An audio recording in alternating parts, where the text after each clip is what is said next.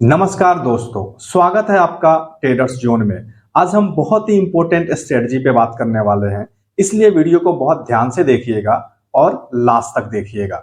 आज का टॉपिक है डे ट्रेडिंग के लिए स्टॉक्स को कैसे सिलेक्ट करें। डे ट्रेडिंग में स्टॉक्स का सिलेक्शन बहुत इंपॉर्टेंट हो जाता है क्योंकि हर स्टॉक्स पर आप डे ट्रेडिंग नहीं कर सकते। अगर आपने करने की कोशिश किया तो ज्यादातर लॉस का सामना करना पड़ेगा। डे ट्रेडर्स के लिए सबसे पहला चैलेंज होता है अपना स्टॉक्स को ढूंढना, और इसके लिए आपके पास 9:07 से 9:15 का टाइम रहता है। मतलब टोटल 6 से 8 मिनट का टाइम रहता है। इसी टाइम में आपको अपना स्टॉक सिलेक्ट करना है डे ट्रेडिंग के लिए। दो तरीके से हम स्टॉक सिलेक्ट कर सकते हैं।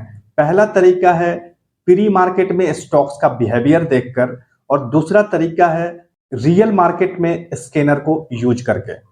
अब देखते हैं प्री मार्केट के बेस पर स्टॉक को कैसे सिलेक्ट करना है। इसके लिए थोड़ा आपको मेहनत करना पड़ेगा और कुछ क्राइटेरिया है जो हमको फॉलो करना पड़ेगा। सबसे पहले हम ये जानने की कोशिश करेंगे कि कौन कौन सी कंपनीज अभी लेटेस्ट न्यूज में है, और न्यूज का बेस कुछ इस प्रकार होना चाहिए। जैसे अर्निंग रिपोर्ट। अर्निंग रिपोर्ट से ये मतलब है जिस दिन मुझे ट्रेड करना है, क्या उस दिन किसी कंपनी के अर्निंग रिपोर्ट रिलीज हो रही है क्या। अगर हो रही है और आपको लगता है कि इस कंपनी में मुझे ट्रेड करना चाहिए, तो उस कंपनी को आप नेक्स्ट डे के लिए सिलेक्ट कर लीजिए। उसके अर्निंग रिपोर्ट या टेक्निकल में जाने की जरूरत नहीं है क्योंकि हम फाइनेंस के इतने बड़े एक्सपर्ट नहीं हैं। आपको सिर्फ उस कंपनी को कल के ट्रेडिंग के लिए सिलेक्ट करना है। इसी तरीके से कुछ और भी क्राइटेरिया है, जैसे प्री अनाउंसमेंट। कंपनी का कोई ऐसा अनाउंसमेंट हो जो आपको लगता है डे ट्रेडिंग में असर कर सकता है, तो ऐसे स्टॉक को भी सिलेक्ट कर लीजिए। और भी क्राइटेरिया है, जैसे अर्निंग सरप्राइजेस, मर्जर और एक्विजिशन। मर्जर और एक्विजिशन, मर्जर का मतलब है कहीं एक कंपनी दूसरे कंपनी में मर्ज तो नहीं हो रही, जैसे वोडाफोन और आइडिया का मर्जर हुआ था। एक्विजिशन का मतलब है एक कंपनी किसी दूसरे कंपनी को खरीद तो नहीं रही है। मेजर कॉन्ट्रैक्ट, विन और लॉस, किसी कंपनी को कोई बड़ा कॉन्ट्रैक्ट तो नहीं मिला, या किसी कंपनी के हाथ से कोई बड़ा कॉन्ट्रैक्ट तो नहीं चला गया। रीस्ट्रक्चरिंग, ले ऑफ या मैनेजमेंट में चेंजेस, रिसेंट में किसी कंपनी का रीस्ट्रक्चरिंग या ले ऑफ या मैनेजमेंट में कोई बड़ा चेंजेस तो नहीं हो रहा है। अगर हो रहा है तो वह कंपनी कौन सी है, उसमें डे ट्रेडिंग किया जा सकता है कि नहीं। अगर आपका आंसर हाँ आ रहा है तो आपको उस स्टॉक्स को भी अपने लिस्ट में डाल लीजिए। ये सब कुछ क्राइटेरिया है जिसके बेस पर आप नेक्स्ट डे ट्रेडिंग के लिए 8 से 10 कंपनीज को सिलेक्ट कर सकते हैं। ये सब क्राइटेरिया पर स्टॉक सिलेक्ट करने के लिए कोई बहुत ज्यादा फाइनेंस के नॉलेज की जरूरत नहीं है। ये सब इंफॉर्मेशन आपके नॉर्मल ट्रेडिंग ऐप पर भी अवेलेबल है। स्टॉक्स सिलेक्ट करने के बाद next day pre open market में हमें सिर्फ इन्हीं स्टॉक्स पर जो हमने सिलेक्ट किया इसी पर ध्यान रखना है।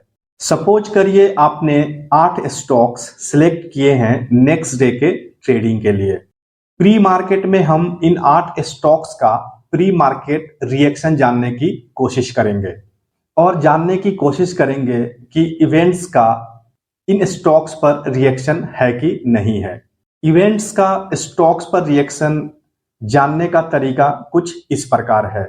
जो स्टॉक्स हमने सिलेक्ट किया है वह प्री मार्केट में गैप अप खुला है कि गैप डाउन खुला है।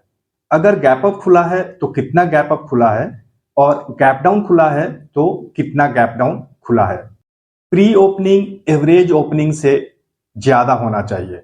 प्री ओपनिंग में उन स्टॉक्स में कितने शेयर का ट्रेडिंग हुआ है यह हमको जानना है। प्री ओपनिंग में उन स्टॉक्स में कितने शेयर का ट्रेड हुआ है, यह क्वांटिटी भी एवरेज क्वांटिटी से ज्यादा होना चाहिए। सिलेक्टेड स्टॉक्स में डेली ट्रेडिंग एवरेज वॉल्यूम भी 5 लाख से कम नहीं होने चाहिए। ये सब क्राइटेरिया के बेस पर हम अपने सिलेक्टेड स्टॉक्स, जो हम 8 स्टॉक्स सिलेक्ट किए थे, उसको हम फिल्टर कर लेंगे और बेस्ट 4 या 5 स्टॉक्स को हम सिलेक्ट कर लेंगे और अपना डे ट्रेडिंग इन्हीं 4 या 5 स्टॉक्स में करेंगे।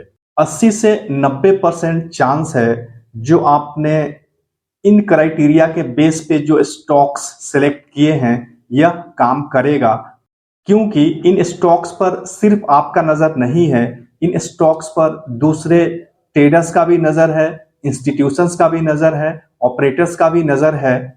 और ट्रेडिंग ही एक ऐसा प्रोफेशन है जहां हमें हमेशा क्राउड के साथ रहना है। दूसरा तरीका जो है स्टॉक्स को सिलेक्ट करने का वह है रियल टाइम में स्कैनर को यूज करके। इस पर हम नेक्स्ट वीडियो में बात करेंगे। आई होप कि इस इंफॉर्मेशन से आपको कुछ सीखने को मिला। Please like my video and subscribe my channel. Thank you.